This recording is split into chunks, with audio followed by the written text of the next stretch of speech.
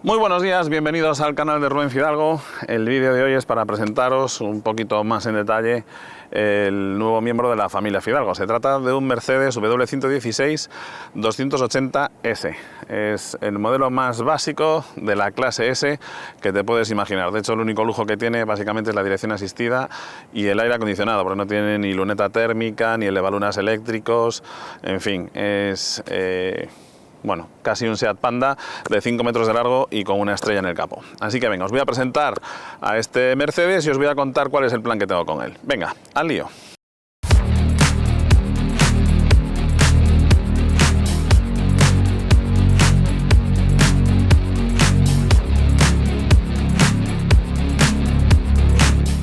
Bueno, a muchos os sorprenderá que se hace Rubén con un Mercedes en lugar de con un coche francés. Normalmente es muy crítico con los modelos alemanes, en fin.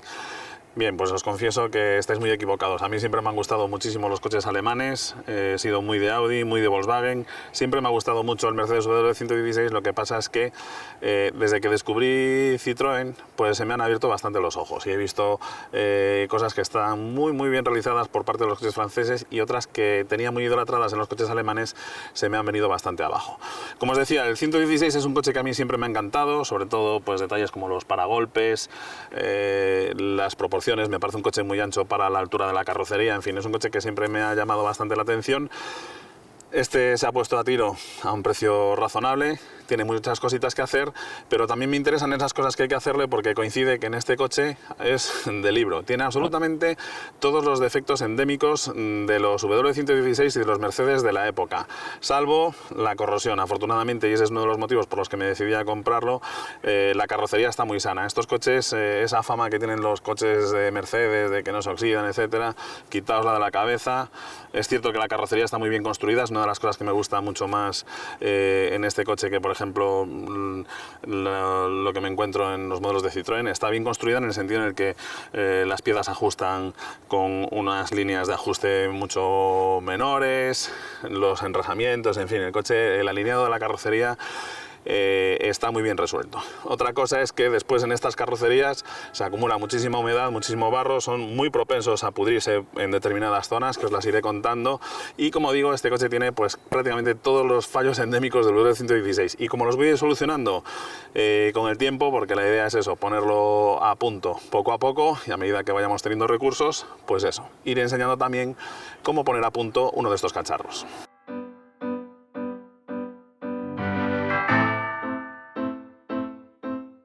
Más adelante, cuando ya tenga mejor puesto a punto el coche y dé un poco más de confianza al conducirlo, pues haremos una videoprueba del W116. Así que hoy va más o menos de contarle un poquito la historia del modelo. Se presenta en 1972. Es el primer modelo, aunque ya utilizaba la denominación de Sonderklasse de categoría superior. Anteriormente, este es oficialmente la primera clase S de Mercedes. Se presenta, como decía, en 1972. Con las mecánicas 280, con el motor de 6 cilindros de 2,7, casi 2,8 litros de cilindrada, y en la versión 350 ya con un motor V8, y las críticas surgen ya prácticamente desde el primer día porque las diferencias de prestaciones entre el V8, lo que ganaba en potencia lo perdía en peso casi, y las prestaciones no eran muy superiores, así que un año y medio después de salir al mercado, poco más, presentan la versión 450, ya sí con una diferencia de prestaciones notable con respecto al motor de 6 cilindros, y en 1974 es precisamente cuando por fin la prensa le otorga el título de coche del año al Mercedes W116, la primera clase S, entre comillas, de forma oficial por parte de la marca. Bueno, el ejemplar que tenemos aquí es el 280S, como os decía, es el más básico. No tiene ninguna E, esto lo que me indica es que el motor es de carburación, no tiene sistema de inyección, ni la electrónica, la DG-Tronic que traían las primeras unidades, ni la Calle-Tronic que se montó posteriormente. Así que lo que tenemos aquí es el Mercedes clase S más simple que puedes comprar, y eso personalmente a mí me parece uno de sus mayores atractivos. De hecho, en mi opinión, los dos modelos más interesantes para comprar del Mercedes W116 son precisamente los dos extremos. Este, porque es un coche muy básico, muy fácil de mantener, relativamente económico de mantener, porque bueno, los consumos no son tan altos como los de los V8, tenemos un motor que es una auténtica roca y no tiene problemas de fugas de aceite, se fabricó muchos años, los recambios son bastante fáciles de encontrar. en fin, es un coche, como digo, muy sencillo de mantener. Es manual, de hecho tiene la caja de 4 marchas, la de 5 marchas y la automática eran opcionales, no tiene levalunas eléctricos, en fin, hay muy pocas cosas que se puedan estropear y por eso me parece un coche muy interesante para coleccionar, porque bueno, básicamente es que tenga batería, gasolina y refrigerante y aceite, y esto anda prácticamente siempre. El otro modelo que me parece más interesante del W116 para coleccionar es precisamente el extremo opuesto, el 450, pero la versión 6.9. Ya, ojo, porque esos modelos hay poquitas unidades y se fabricaron, creo que del orden de las 7000, no recuerdo exactamente las cifras, de este se fabricaron en el entorno de los 150.000, creo recordar, y por eso, pues bueno, es bastante fácil encontrar recambios para ellos. Mucha precaución con el óxido, sobre todo en estas zonas, en la base del parabrisas, los arcos de rueda. Luego os iré contando en detalle los puntos de óxido de este coche. Pero como digo, este modelo a mí me interesaba sobre todo por eso, porque es el más básico, el más simple de mantener y el que menos problemas puede dar.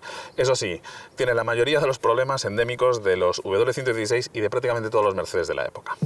La carrocería está muy bien, el motor de 6 cilindros, como digo, es muy poco probable que tengáis problemas con la mecánica. Este coche tiene ya muchos kilómetros y el motor está impecable, tiene muy buena relación de compresión, no tiene fugas de aceite, en fin, el motor, como digo, es una auténtica roca. ¿Dónde tienen los problemas entonces los W116? Bueno, pues el más importante de todos es la caja de dirección, tiene una dirección que enseguida cogen holgura.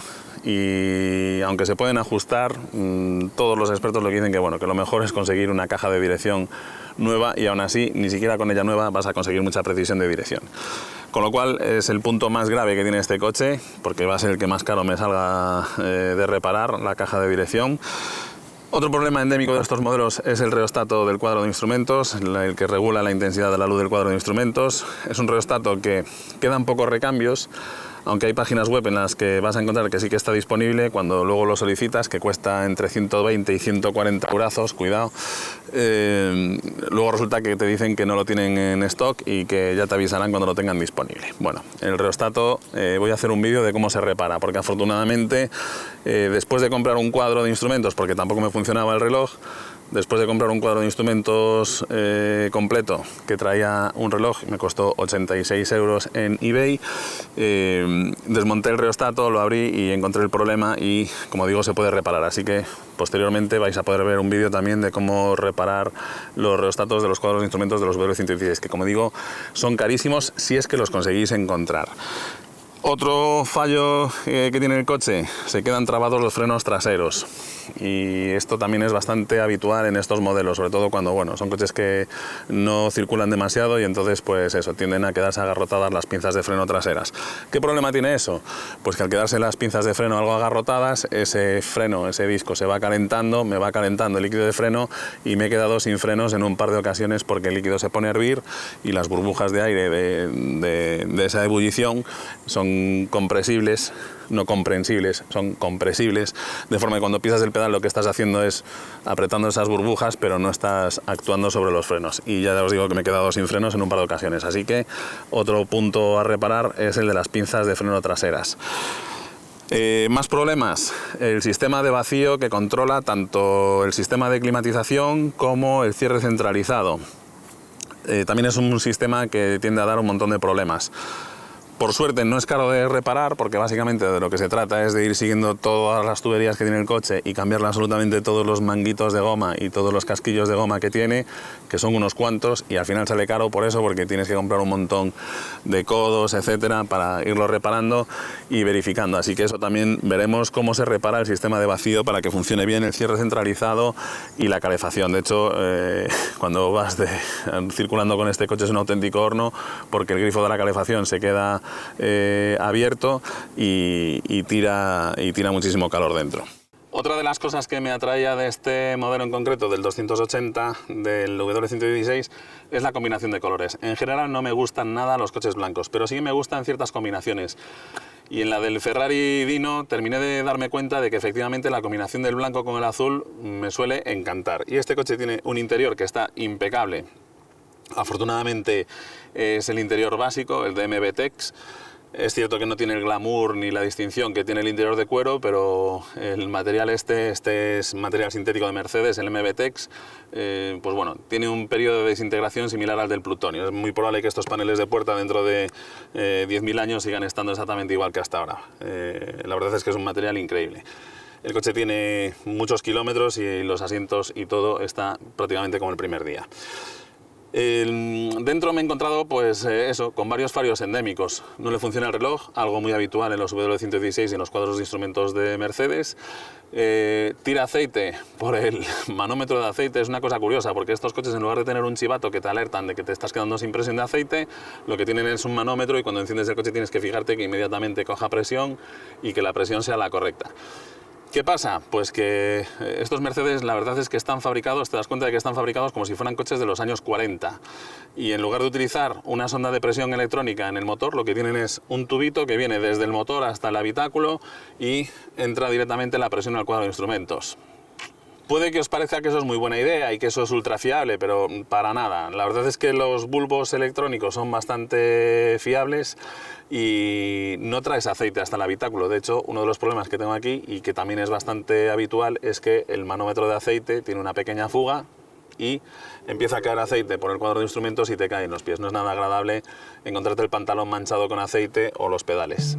Bien, como os comentaba, todos esos detallitos los iremos viendo en vídeos, eso, pues cómo solucionar el problema de los frenos traseros, cómo solucionar el problema del manómetro de aceite del cuadro de instrumentos y todo esto.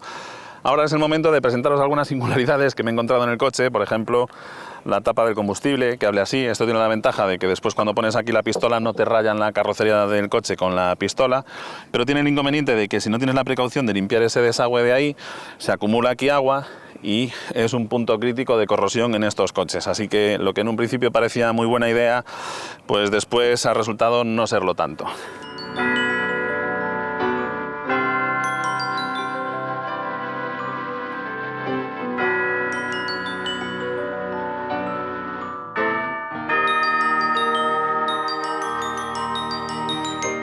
Fijaos la diferencia de mentalidad que hay entre los ingenieros de Citroën y los ingenieros de Mercedes. Cuando se presenta el Citroën SM, una de las novedades que incorpora es que el limpiaparabrisas es automático y ajusta la velocidad de barrido automáticamente a la intensidad de la lluvia, y una de las cosas que se presentan, aunque bueno, ya existía este diseño en algunos modelos anteriores de los W114.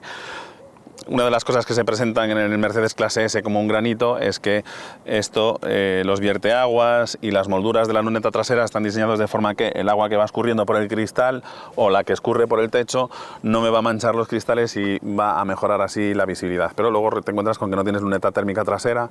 En principio la desempaña con la corriente de aire, pero lógicamente es bastante menos eficaz que una luneta eléctrica. Esto también tenía su contrapartida, y es que, bueno, aunque sí que es cierto que evita que el agua que van escurriendo del parabrisas me manche también las ventanillas laterales, pero esto lo que tiende es a acumular una cantidad de humedad en estas gomas de por aquí enorme, y son zonas críticas de corrosión en estos modelos. Bueno, me diréis, sí, vale, Rubén, lo de limpiaparabrisas del SM y tal, pero este coche, el 116, fue el primero en llevar ABS electrónico. El Citroën CX no llevaría ABS hasta el año 86. Tardaron 10 años más que Mercedes en incorporar el ABS en sus coches. Es cierto, también es cierto que durante el desarrollo del Citroën SM, y os puedo mostrar aquí algunas fotos, en los años 72, 73 ya estaban haciendo pruebas con airbags. ¿Qué pasa? Que cuando entra Peugeot a controlar a la compañía, eso de derrochar en innovación se le acabó a Citroën. Una de las novedades que incorporaba el W116, heredadas del restyling que se le hizo al W114-115, son estos pilotos traseros con estos relieves que lo que hacen es que todo el polvo y las salpicaduras de nieve, de polvo, etcétera, lo que hacen es que el piloto siempre tenga partes en las cuales no penetra la suciedad. Estas partes de aquí siempre están limpias, de forma que siempre son visibles desde detrás. En fin, por ahora nada más. Poco a poco os iré contando más detalles de este W116 a medida que lo vaya mejorando. Espero que os guste la idea. Desde luego a mí el proyecto me tiene muy ilusionado. Tengo muchísimas ganas de dejar este coche en el estado que se merece un Clase S. Y como siempre os digo, mucha suerte y hasta pronto.